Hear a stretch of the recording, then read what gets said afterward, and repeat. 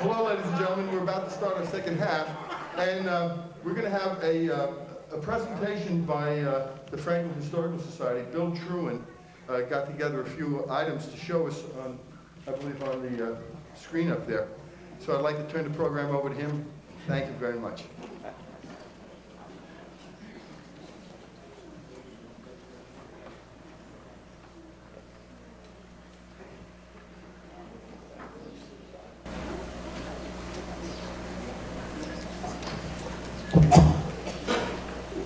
Good evening. My name is Bill Truran. I'm from the Franklin Historical Society, and we're here under a new situation, so I might not be, it's been many years since I was on the audiovisual aids at Franklin School. So, this is a brand new place, too, so let's see how it goes. The presentation consists of a slideshow for the most part, and then my silly narration to it. So there you go, it's the award-winning Franklin Band. At least I brought the right presentation tonight.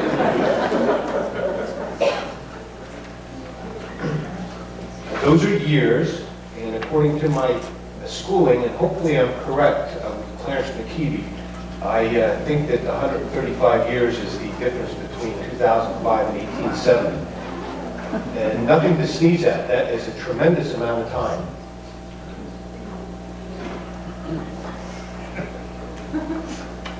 And today is our holiday concert, and it's December 9th. Here's a picture in the middle of town from B.D. Simmons, cold frame, and you can see the head frame with the Zinc Company off to the left with the American flag flying.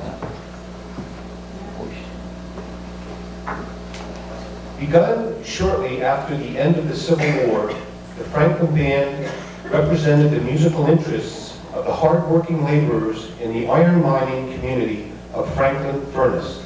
These immigrants from Ireland, from Cornwall, England, from Eastern Europe, Mexico, and South America came to embody a spirit for music and a drive for perfection that showed. One of the oldest bands in New Jersey, the Franklin Band evolved from a small Irish brass band in 1870. When the musicians were sought locally to provide music at parades. By the way, I have some adjoining pictures to help visually watch what I'm trying to talk about too. And by the way, this is a parade on High Street in Franklin with the old Borough Hall in the background. The Iron Company, as well as the Zinc Company, provided rooms for the Franklin Band to practice in. Although using several different band names over the early years, continuity was kept with many of the same musicians as members. By 1918, the Franklin Band name was used for good. With the support of New Jersey Zinc Company, where many of the musicians worked, the Franklin Band remained alive where other bands in the region disappeared, and the Franklin Band took in members from neighboring communities. Award-winning is a very apt name for the Franklin Band. It has been an outstanding provider of music and entertainment. They have cherished they were cherished for their presentation and participation in local parades in the 1870s. They won competition at the Lake Grinnell Farmers Picnic in 1889 before a crowd of 10,000 people. Here's a postcard view of the Lake Grinnell picnic grounds. I think there's only one person there, much less than 10,000. Oh, you guys understood that. Good. Okay. They played for money for uniforms and instruments at the old Munson Grove in the 1880s.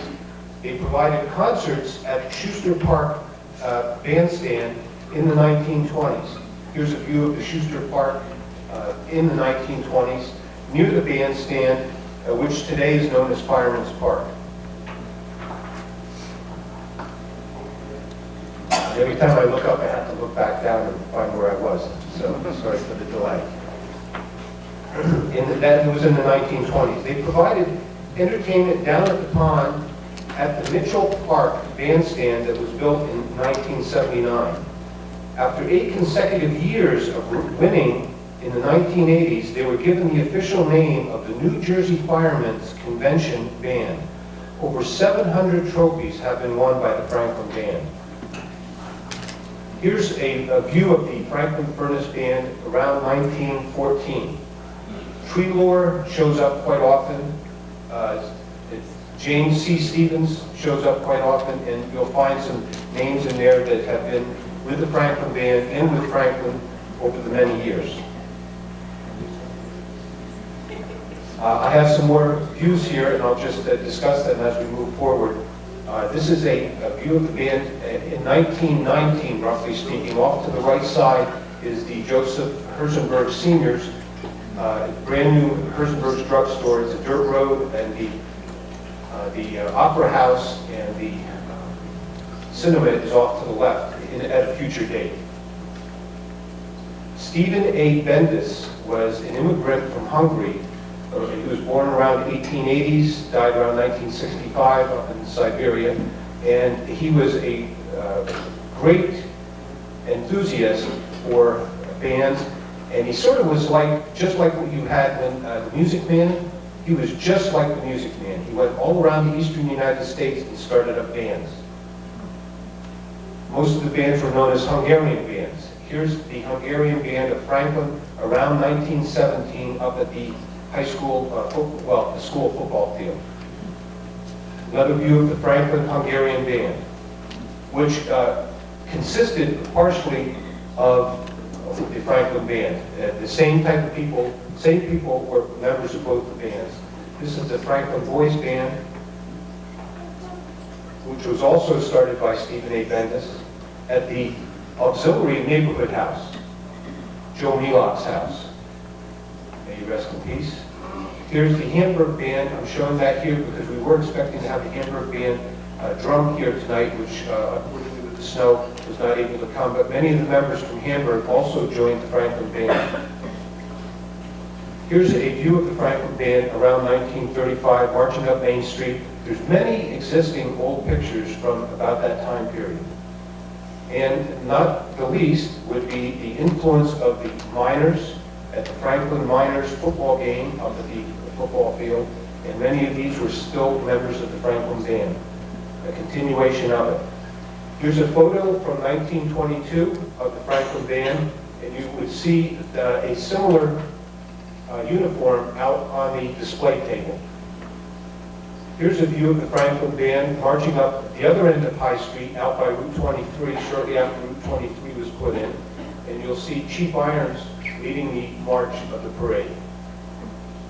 1934, 1953, 1960, Franklin Band and Demario's Market is in the background, and the L&W, or later known as Kickers, is off to the right. And this is during the summer, but I also remember the Franklin Band leading the Halloween parade that started there back about that time period. 1976, our centennial, bicentennial. 1988, the concert band. 1990, as we move through the decades. And here is some of the service that the Franklin Band does. They do a lot of service. Here they are around 1990 at the High Point Monument, Newton Santa Parade, Franklin Mineral Museum Miners Appreciation Day, and just recently, November 11th, this year, at the inauguration of the Veterans Monument in the park in Newton. Another view of Miners Day. And here's the Franklin Band, 4th of July this year, going down by the pond, down by Mitchell Park, with the old Washington Hotel behind it, where the immigrant miners from the 1860s and 1870s would live when they worked in the iron mine that was located right where we're standing. Another view of the Franklin Band coming around this summer, and here they are with their banner and their mascots. Thank you very much, and thank the Franklin Band.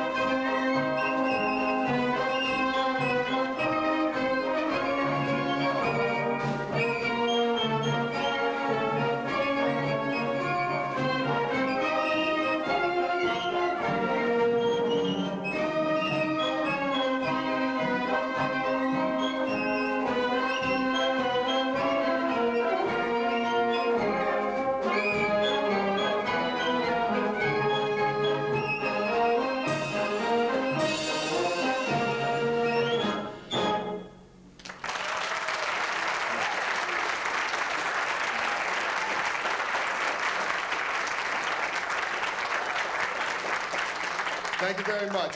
It's interesting to note that the band being formed in 1870 was sort of, there was a reason for what happened. If you notice, the original outfits were Civil War outfits. And of course, the Civil War had a profound effect on all of America. A lot of people, the soldiers returning from the war, they had been in units that had bands. Bands became very popular during the Civil War, and both the South and the North had regimental bands. And when the soldiers came back, they remembered that music, and the advent of the industrial age, which made mass production of instruments rather inexpensive, so it was more available to people. So two things came together in almost like a perfect storm. Plus there was no radio, no records, no TiVos or whatever they use now, I don't know, MP3s. So they had to make their own music. So when they came back, they formed a band. They used the uniforms that they had worn and liked the styles of. And bands evolved through the ages like that until into the early part of the 20th century when phonographs came in and started to displace them. So that was one of the things that happened, and somehow or another, Franklin's band has always survived these different ages. And today we have very young members, and some, I'm not going to... So anyway, it's a generational thing that we're handing off the baton, so to speak, to the next generation, and hopefully it'll continue. Well, I'd also like to thank a couple of people here. First of all, I'd like the people that had ever conducted the band just to stand up and like Ken and Ray, he did some conducting here, and anyone else, Clint did some stuff, and right back here.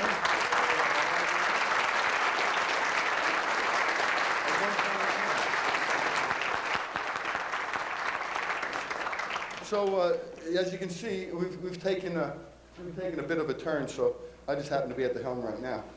And also, I'd like to really thank. We got Michelle, she just came back, and Jeff Garrity, and Rich Webb and Linda Webb, because there's our past presidents and our present president. And stand up, take a bow, you guys, please. Come on, Rich. And Linda. I don't know how to do it. Yes, she is. And Linda Webb is our historian, and she's really compiles all our records and everything. She's wonderful. Thank you very much, Linda. Thank you.